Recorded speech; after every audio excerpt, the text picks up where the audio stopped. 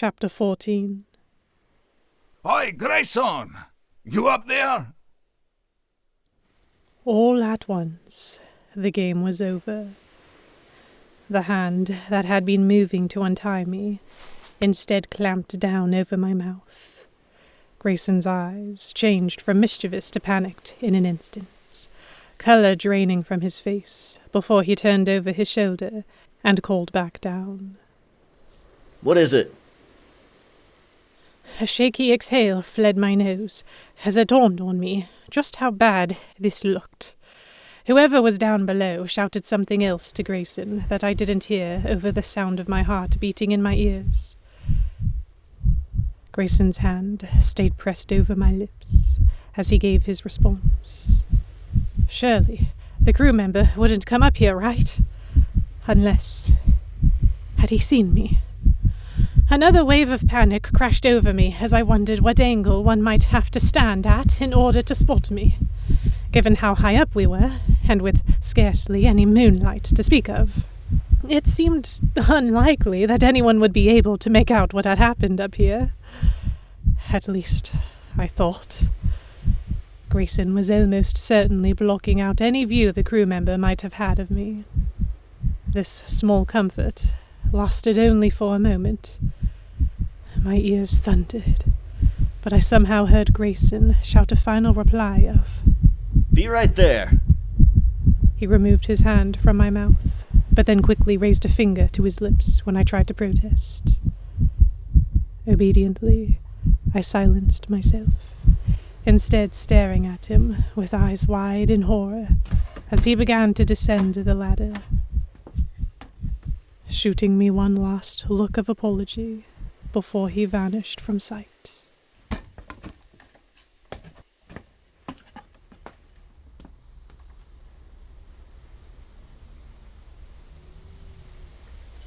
It took several stunned seconds before I recovered enough to start rifling through the multitude of emotions in my head, in an attempt to parse out which one I ought to be feeling.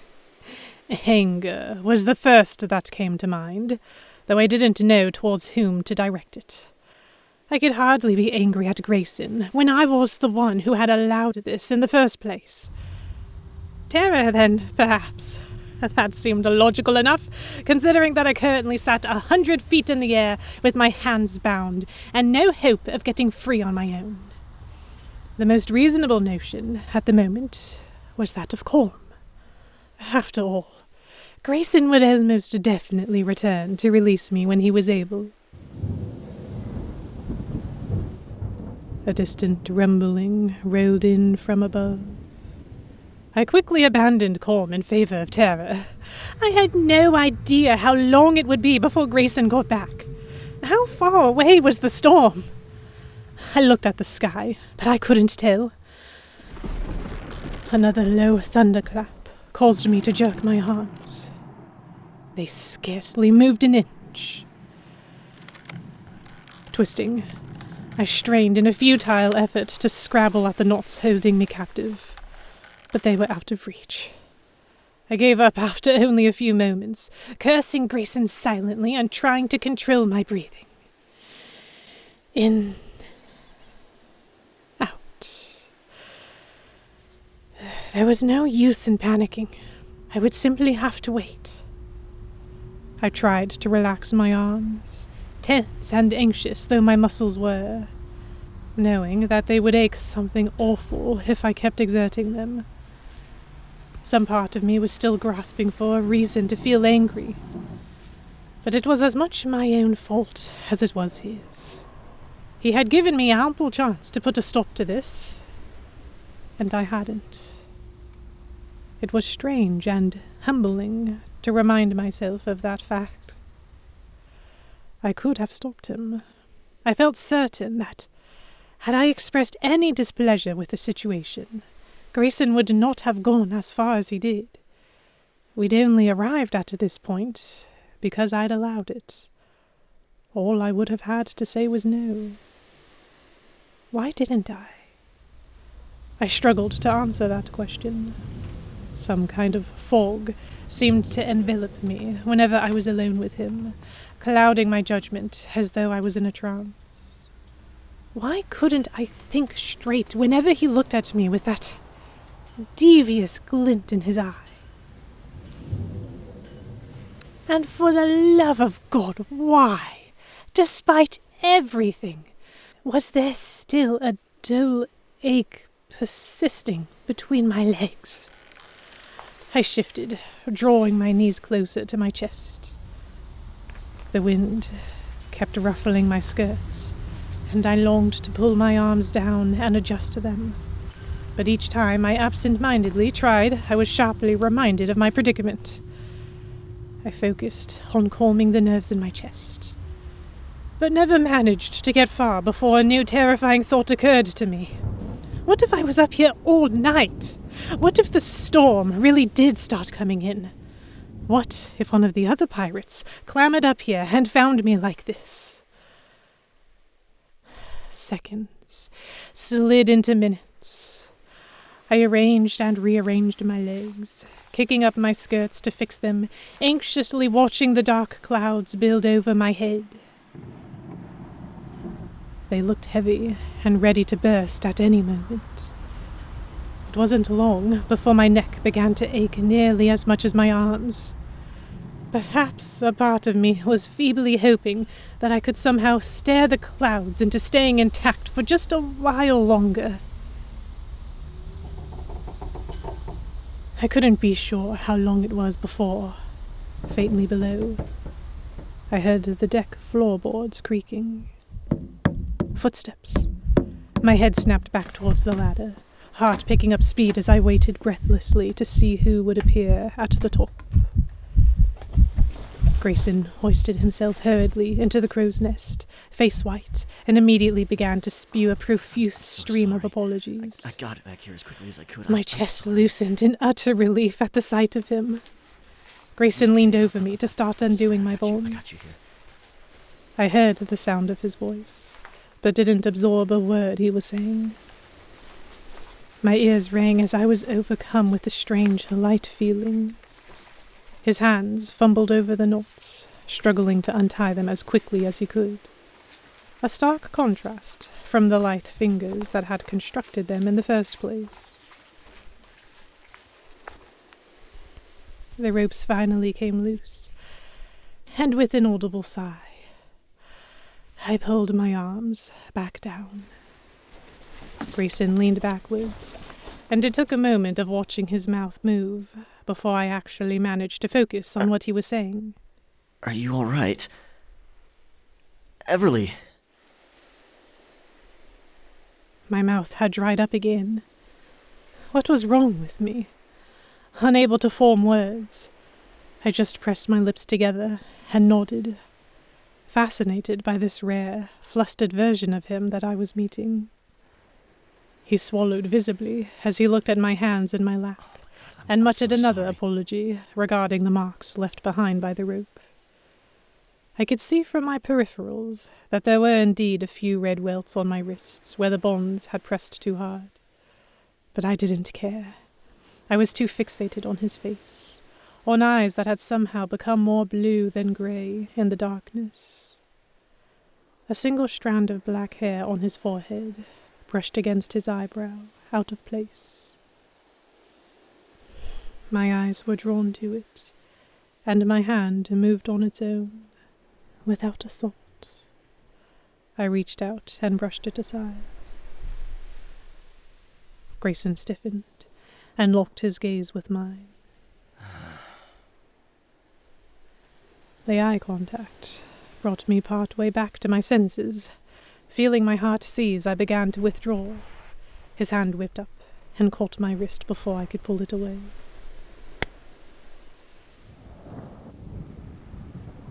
Another roll of thunder, but it didn't seem nearly as loud as my heart was in my ears.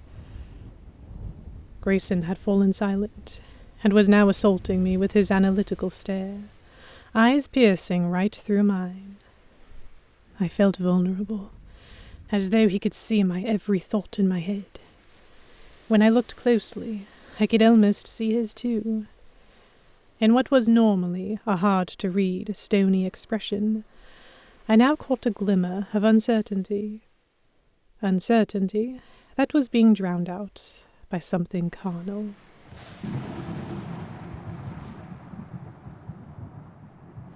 He bit his lip.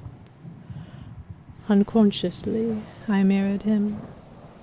Slowly, he lowered my arm away from his face, with his fingers still closed around it, and leaned towards me until our noses nearly brushed. His breath caressed my face, hot and heavy. Tell me to stop. He said quietly, pleaded, almost. Words caught in my throat a moment as he paused there, waiting. I found my voice, but it came out barely above a whisper.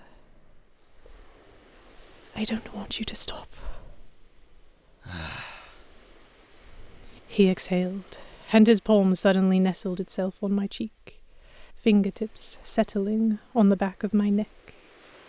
A resigned, muttered curse of Damn it. escaped his lips, before he closed the gap between us and locked his mouth with mine. My entire body began to pulse. I parted my lips to reciprocate, and all the voices in the back of my head that had been telling me to stop went silent as I leaned into him, shuddering when his thumb brushed against my jawline. The kiss was soft, cautious, experimental, as though he wasn't sure how far he should go. I was impatient. I drew his bottom lip further into my mouth and, taking this as an invitation, he deepened the kiss, shifting so close that I felt body heat radiating from his chest. His teeth grazed my lip, and a soft moan threatened to rise from my throat. I only barely managed to stifle it, though my thighs immediately pressed together in an attempt to relieve the feeling that was building in between them. It wasn't even close to enough. Where only minutes ago I had been shivering, now I was warm all over, feeling as though the very blood in my veins was afire. He was hardly touching me, I thought. Why wasn't he touching me? The hands of other men would already have been searching for ways to get beneath my clothes. But not his, not him. One hand cradled my cheek, the other still gently clutching my wrist. All the while his mouth explored mine with meticulous purpose. The heat coursing through me was overwhelming, and when his teeth came down on my lip a little harder than before, I could no longer stand it. I needed to touch him. I needed to entangle my fingers in his thick black hair until they were stuck there. I had only just started to lift my free hand when he stiffened and abruptly pulled away from me. I opened my eyes, bewildered, lips aching, while he looked back at me with an expression that had once again been washed of feeling.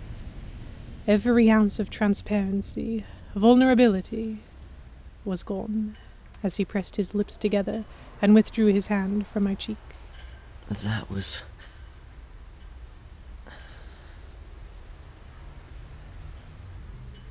His voice was strangled, barely recognizable. I watched his face in confusion, searching for answers. But he broke his gaze before I could find them. That was a mistake. Taken aback, I furrowed my brow and tried to summon the words to respond. The storm will be coming in any minute. He said swiftly, cutting me off. We should get down from here before it starts.